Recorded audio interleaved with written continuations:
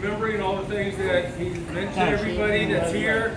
And I know that there'd probably be a lot more of everybody whose lives were touched by Barry. Could he actually fit in one of these rooms? It would probably fill the stadium at the football field. Because for 25 years, Barry's been a good person doing so many different things for so many different people in so many different aspects, whether it be coaching softball or coaching basketball or coaching baseball, working with so many kids, investing in their lives, bringing them up into something that they weren't before, teaching them a skill that they didn't have before, working at the school for 25 years, walking the hallways, doing what he was doing there, interacting with the kids again. And then we always had, every summer, I don't know if anybody else has been able to be participants of Barry and Sherry's parties that they had that were kind of like family gatherings, and his family was basically half of Martinsville. They got to be quite a gathering there at times, but he was always a great host. No matter how hot it was, no matter how hard he was working, even when the circuit breakers were giving out on him while he was sweating over those deep fryers, Barry was there with several others helping him make that whole day possible for everybody that was there. Everything he did was for somebody else. Everything he committed himself to wasn't for him to put a trophy on the counter. It was for everybody that he worked with. It was their victories that they received. It was their challenges that they overcame. It was him that helped them. And if everybody that knew him really well, when wintertime came, would see him out there putting up so many decorations on their house, and open up their garage, and you would find Santa sitting inside, giving out hugs, giving out gifts, and giving out love. That's who Barry is. That's who we remember Barry as. Barry wasn't anybody that was very conspicuous. He didn't walk around with a tie and a coat with his nose up in the air all the time. He didn't drive big cars and hold it against everybody.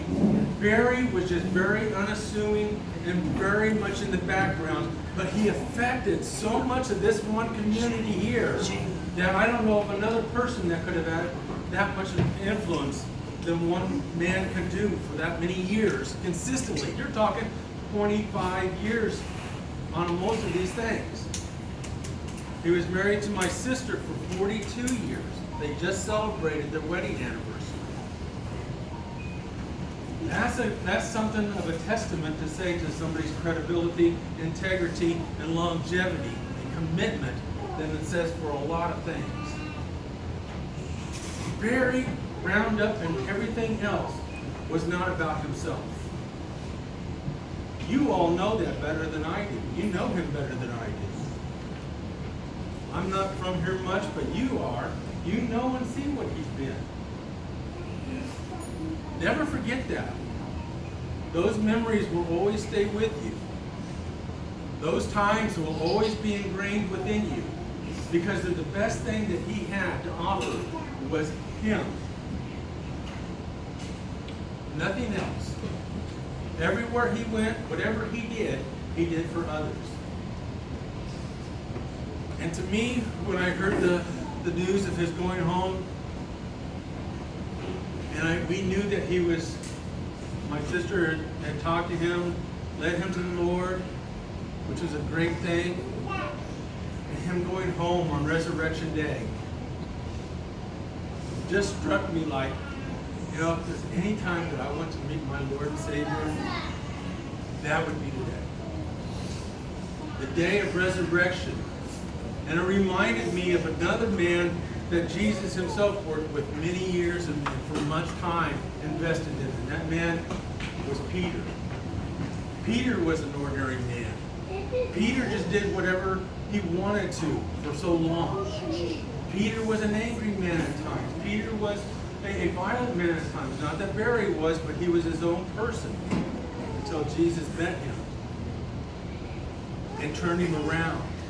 And I believe right now that Barry may not have walked all of his life knowing the Lord, but he was always a child of God. He was never forgotten of God. For everything that he did was exactly what somebody who believes in God should be doing. That's the life a Christian should lead, is what Barry did, without even knowing it. And I'm confident right now that he's up there in his Father's glory, looking down on everyone's lives that he's touched, everyone that he came in contact with, and I'm sure he's telling somebody, I'm going to coach them home. I'm going to encourage them across the line.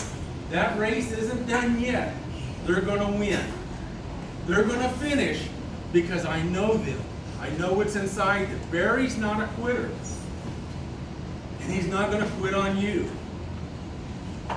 He's going to keep running that race for us, being part of that big cloud of witnesses that looks over that sapphire edge and says, go get him. You can do it. All the way. Keep running. Go get it. You've got it. That's Barry. That's the Barry we need to remember when we think of Barry. Because he's not a quitter. And I just think that as we come together, we should remember that he doesn't want us to quit. Don't quit running the race. Don't quit looking at the direction that you're headed. Don't stop doing what it is that takes you to do what you need to do. But Barry, what do you want me to see that way? Yeah, you're all right, Larry. It just hurts. I know. I know this guy all my life since 7th grade, and now he's gone. He's with me in my heart and everything, but I don't understand him.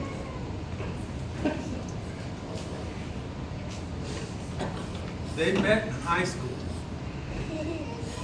No, we met in junior high, Junior high. 7th grade. We were in and out of Martinsville somewhere. For those that don't know us. Yeah, you were. But that's a long time. That's amazing in itself. So enjoy the rest of the day. Be thoughtful of who he is. Never let that vision or that heart leave you. Because he will always remain within this community. He's too ingrained within it. Thank you.